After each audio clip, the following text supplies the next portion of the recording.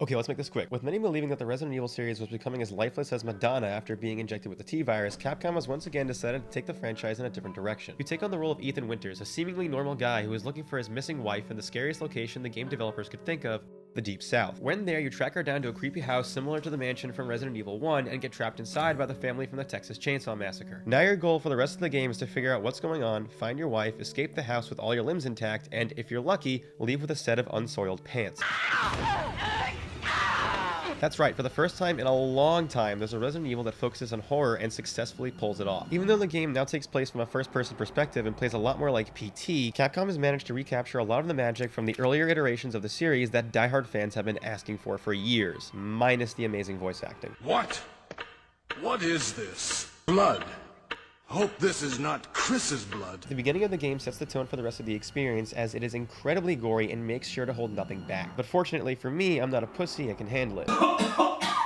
It greatly raises the stakes, as that first initial feeling of dread doesn't leave you for a long time. It consistently keeps you on your toes, which is something that you'll definitely need to do considering how scarce ammo is. Because you can't just run and gun all the time, this will lead to a lot of incredibly tense and scary moments of you having to run, hide, or fight against enemies who can take you down in a couple of hits.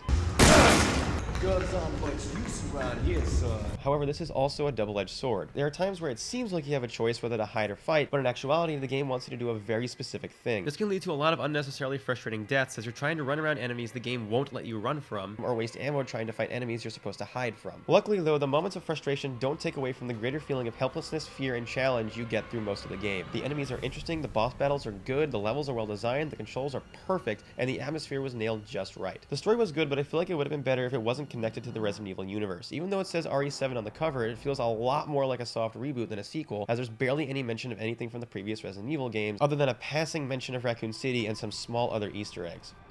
Even though RE4 is one of my favorite games ever, and I was a big fan of Revelations and even Resident Evil 5, RE7 brings new life to the series by ironically taking it back to its roots. It's a lot of fun and will definitely creep you out. Oh, and yeah, you can play it in virtual reality, but unfortunately the Game Boys don't have that sick YouTube money yet to pay for it. Although here's a simulation of what it might look like. Overall, I give Resident Evil 7 23 ping pong balls out of 45 jars of mayonnaise. Welcome to the family, son.